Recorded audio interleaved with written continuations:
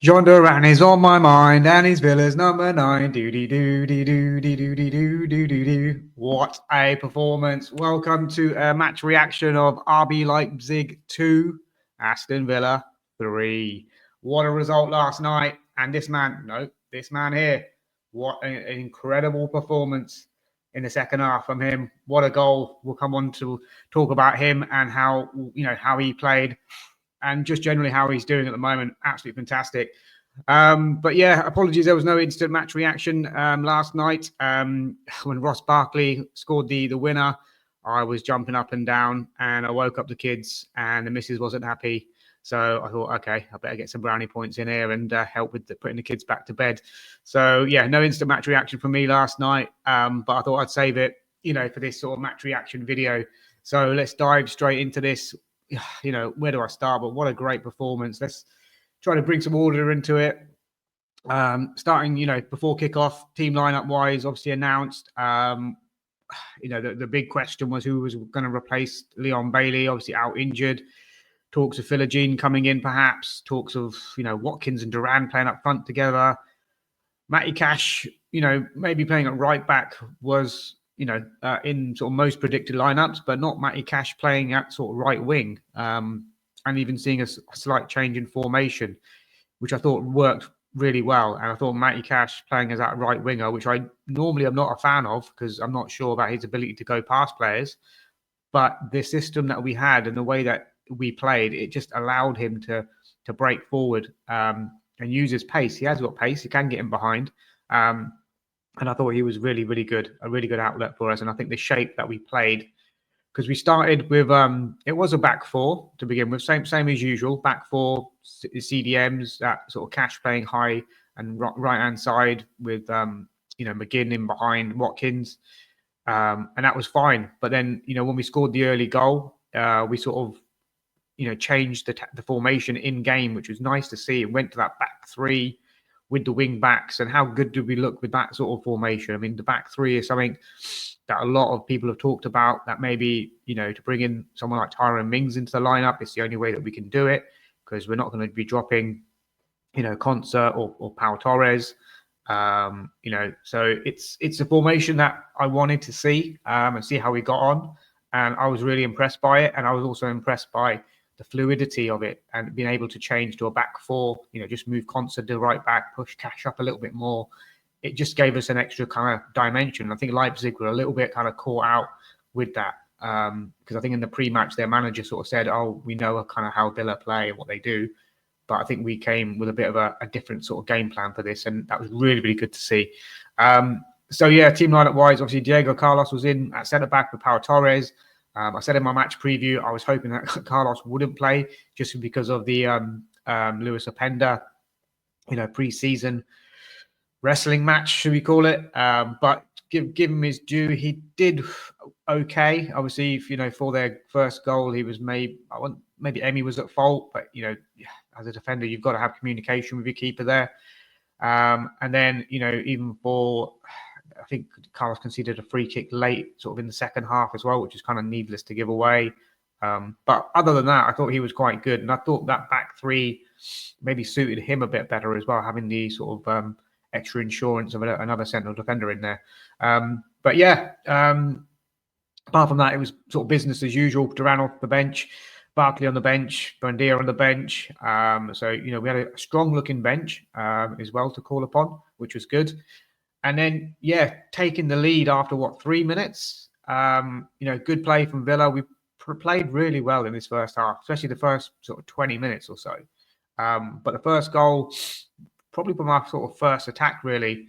Matty Cash receives a ball from Tielemans sort of on the right-hand side, sort of checks back in, clips it to the far post. Ollie Watkins intelligently knocks the ball sort of across goal, where John McGinn's made a nice little intelligent run off the defender as well, inside, and manages to sort of half volley it into the net from literally, a few yards out. So really good to see, McGinn getting a goal. The link-up play between Watkins and McGinn.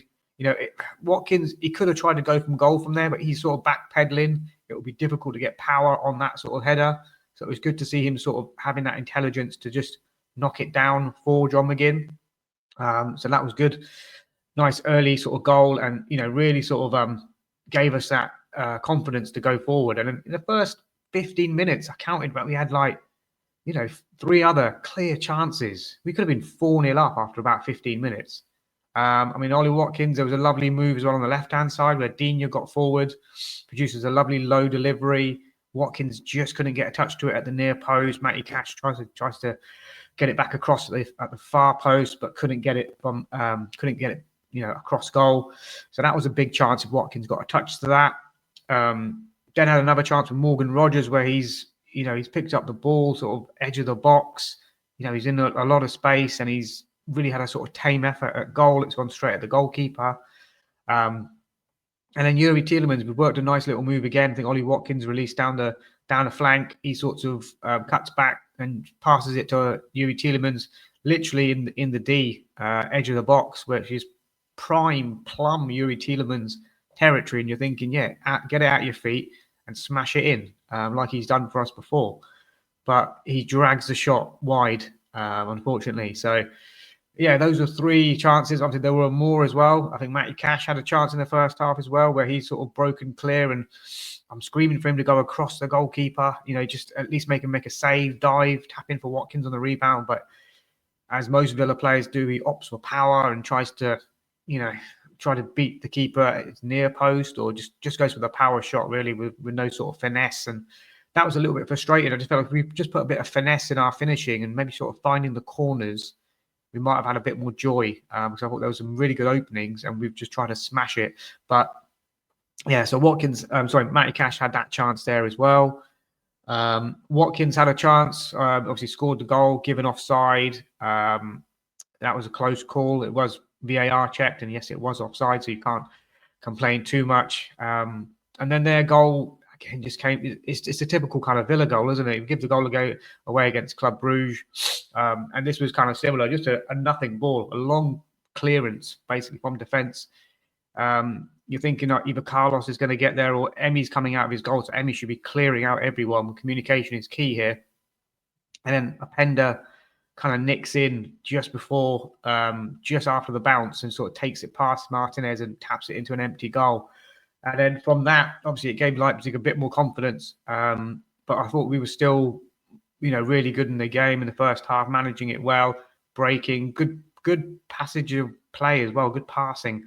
So Watkins comes off at half time with a little injury. I noticed from his shot that he had where he, I think he's put it, was it over the bar or straight at the keeper? Might be straight at the keeper, where his knees were bloodied a little bit. So I'm not sure if he's fallen somewhere and he's cut his knee or something, and that's maybe giving him a bit of discomfort. But yeah, he did notice some blood on his knee. And then obviously in the second half, he doesn't sort of come out. And this man here, Jhon Duran, does.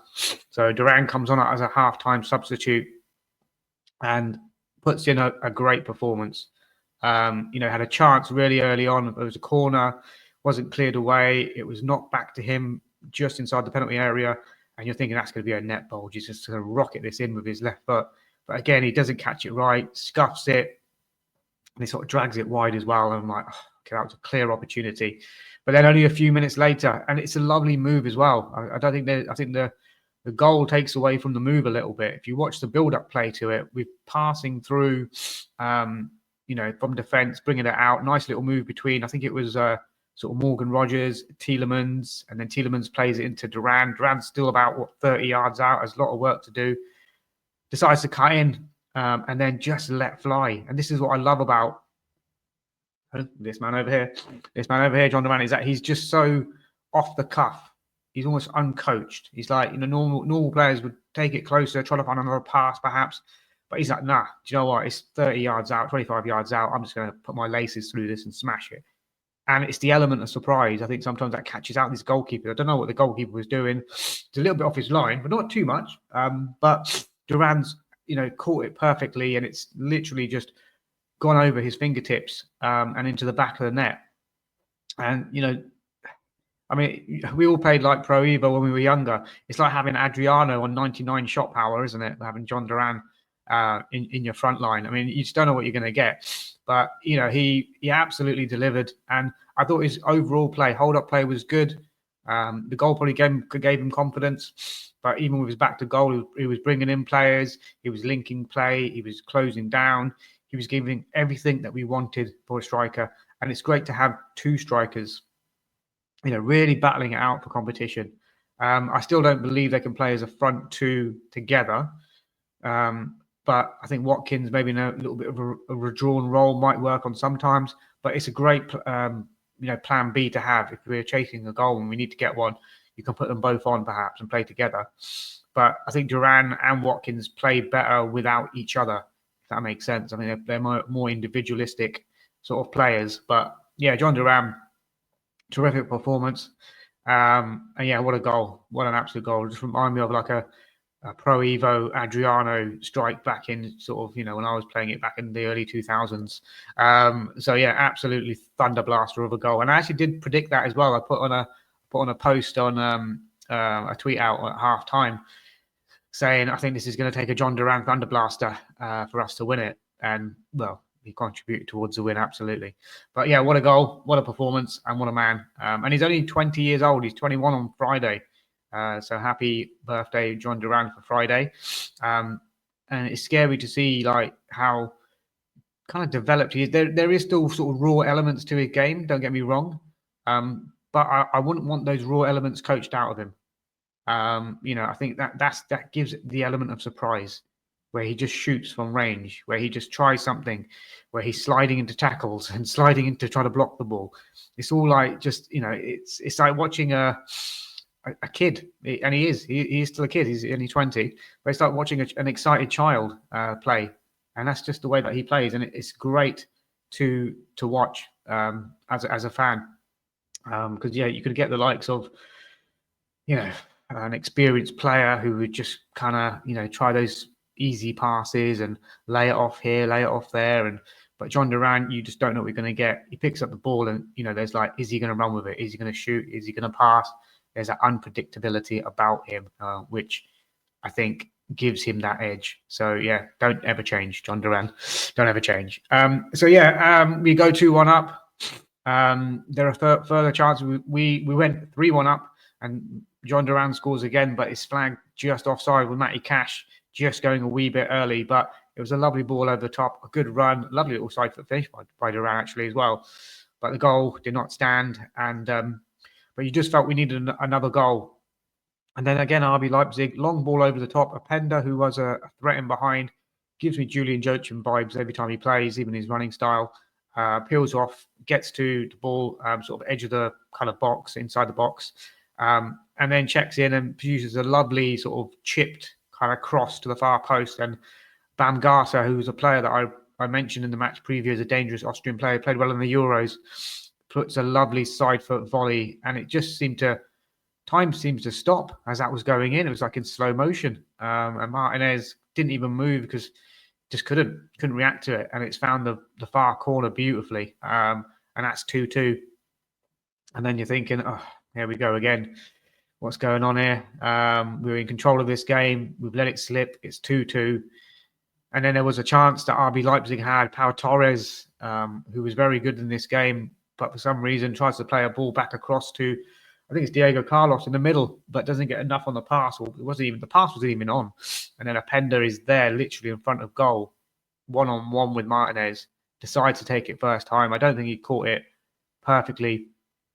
Thankfully, Martinez makes that save and probably makes up for the first goal sort of error with that save as well. So I don't want to hammer Martinez at all. Really, I think he sort of made that save, and that sort of kept it at 2-2 at that point. And then the changes are made. Barkley's come on for Tielemans. Buendia's come on for McGinn. We've had Costa Nedeljkovic come on for Cash, that was a bit of a strange one because we've not seen Costa at all, really, in the last sort of few weeks. But, you would have thought maybe Philogene might have been the one to come on. But he obviously trusts Costa more in a defensive point of view at that point. But that's when it was 2-2. So, but it was, a bit of a strange one. But anyway, he did well, the youngster. And then, Ross Barkley. It's his first goal in the Champions League, I've heard, even though he's been playing for for a long time. Obviously, he played in the Champions League probably for Chelsea. I think he might have played for Nice as well. I'm not too sure. But I'm sure that he's played in the Champions League before. But this was his first kind of goal. And again, good build-up play, good passing. I mean, before the goal as well, we had a chance with Luca Digne, actually. Let's just discuss that. And again, the passage of play was lovely. Lovely ball out wide. Rodgers picks it up, plays it into, I think it's McGinn. McGinn knocks it back into Rodgers. Rodgers' first time pass splits the defence open. Digne's free on the left-hand side. I'm screaming at the TV, just put your laces through it. Smash it, smash it. It goes for like a side foot finish. It's a good save from Galacci. But, maybe he could have taken a touch. Maybe he could have blasted it. But, yeah, it's all in hindsight. But, yeah, the winning goal, Ross Barkley receiving the ball after, again, sort of good sort of play. Duran trying to play the ball into Martin, gets cut out, gets recycled from Kamara to Barkley, edge of the box. Barkley then lines up the shot. He kind of slips as he shoots. It hits their substitute Klosterman on the chest and sort of wrong foots the goalkeeper. And it's 3-2. And I'm bouncing up and down in the living room. The kids are awake. The missus is not happy. But yeah, it's 3-2 Villa. And they were kind of hanging on for the last few minutes. I thought Buendia scored it first, actually, because Buendia was actually celebrating towards the fans. But no, it's definitely Ross Barkley's, even though it could go down as an own goal. But I think it was on target. But we'll give it to Barkley. And then, yeah, just hanging on a little bit towards the end. Leipzig sort of pressed a little bit. Martinez had to make a save at his near post, make a save with his leg as well late on. So it was all hanging on towards the end, but I thought we did really well and more than deserved the victory. Absolutely. It was a great performance from the team. Player ratings, I'll quickly run through these. Emi Martinez, obviously for the goal, he messed up, but then he made a save from a pen right towards the end of the game. So I'm going to give him a solid 7. Defensively, Konsa, I thought he was very good. I'll give him, I thought he was really good. I think I'll give him an 8. Carlos, 7. Just let that ball bounce a couple of times when he didn't need to. Pau Torres, 7. Just that little pass across his own goal. Would have been an 8. Matty Cash at sort of right wing back or right midfield, whatever you want to call it. I'm going to give him. I'm going to give him a 9. I thought he was very, very good outlet for us when he was on there, and he's obviously got forward, had a couple of chances, almost assisted if that wasn't didn't go too early for Duran's second, but. I thought he was a 9. Digne was good on that left-hand side as well, getting stuck in. I'll give him an 8. Boubacar Kamara, he is our Rodri. He's even better than he was before. He seems to have come back like the Terminator, just rebuilt. And he just seems unbelievably composed on the ball. I hope I'm not jinxing this, by the way. Composed on the ball. And good with his passing, wanting the ball, able to drive forward. He can do everything. Wins the ball, plays the ball, can dribble with the ball. He's such a great player to watch. And what he gives us is that stability that we needed so badly. He's the anchor in that midfield. And what a player. I'm going to give him, I thought he was tremendous. I'll give him a 10. I thought he was absolutely tremendous. 10 out of 10 for me for Boubacar Kamara. Yuri Tielemans alongside him. I thought he was very good as well, progressing the ball. Should have scored maybe in that first half as well. I'll give him a solid 8 out of 10. I thought he was good as well. John McGinn obviously getting his goal, working his arse off, showing the form that we've seen before from John McGinn. I'm going to give him a solid 8 as well. I thought he was very good. Rodgers, driving with the ball. There was a few occasions where he's got the ball, he's surrounded by Leipzig players, and he just wriggles out of it, either wins a free kick or gets us on the attack. I thought he was superb as well. I'm going to give him a 9. For Morgan Rodgers, that was just needed a goal just to cap it off, really. But I thought he was very, very good. So, yeah, that's that. And then up front, obviously, Ollie Watkins, a couple of chances, working really hard. I'll give him a solid 7 for that first half performance. And then the substitutes, JD9, Jhon Duran. I'm going to give him, I thought he was brilliant when he came on. I'm going to give him a 9 as well. 9 out of 10 for me. Buendia didn't get much of the ball, didn't have too much to do. Give him a 6. Ross Barkley obviously coming on and get the winner, 7. Nedeljkovic up and down for the last sort of 15 minutes or so. Give him a 6.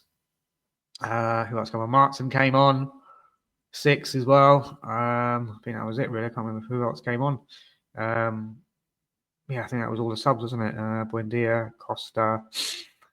Let me know in the comments if I missed someone out there. Probably have as well. But yeah, it was a great performance overall, guys. Really, really pleased with that. 3 wins on the bounce now after what had seemed, was it 8 without a win? We've got 3 now on the bounce. Let's keep the momentum going, keep the wins going.